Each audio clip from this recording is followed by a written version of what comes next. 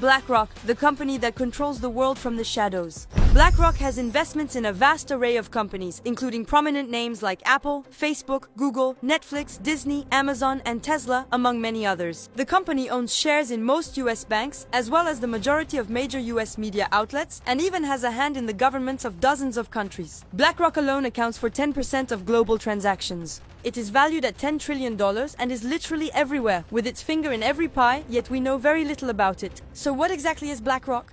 To understand the company, you first need to know the man who founded it, Lawrence D. Fink, known as Larry Fink. Born in the early 1950s into a modest family, he was quickly attracted to power and money. He naturally gravitated toward the world of finance. At 23, he got a job as a financial analyst at First Boston Investment Bank. He mastered subprime mortgages like no one else, and at only 31, after generating more than $1 billion, he became the youngest CEO in the company's history. But this relationship with benefits didn't last long. 3 years later, he lost $100 million for his employer. Thanks, goodbye. He was forced to resign, but what doesn't kill you makes you stronger. Fink quickly bounced back by co-founding an investment company that focuses on developing risk management and avoidance services. To put it simply, if you want to invest but don't know how, you entrust your money to BlackRock, which takes care of investing it in the best possible way to bring you maximum profits. The year was 1988. BlackRock, a company specializing in asset management, was born. Quickly, the company found major success. After just 5 years, BlackRock was already managing more than $50 billion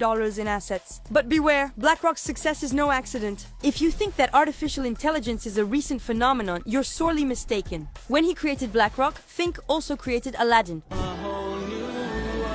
Nothing to do with the guy on the flying carpet. It's actually the famous risk management platform. It uses artificial intelligence to predict fluctuations in the financial market, enabling investments to be made in the safest and most profitable way possible. Today, more than 200 financial institutions around the world use the services of this AI. In financial terms, BlackRock manages more than $20 trillion through this artificial intelligence. Basically, that's just the equivalent of the US GDP. Simple as that. And by owning shares in most American media outlets, BlackRock ensures a certain degree of discretion. We hear very little about it, and the company continues to infiltrate all aspects of the world's economic management without us worrying about it. The problem is that BlackRock goes wherever there is money to invest without necessarily worrying about the consequences. So when the average Joe entrusts his money to BlackRock, he has no say in how it will be invested. He is then, without knowing it, financing arms manufacturers or even totalitarian regimes. It is a shareholder in several companies on the list of those persecuting the Uyghurs, such as Nike, Amazon, Apple, Nintendo,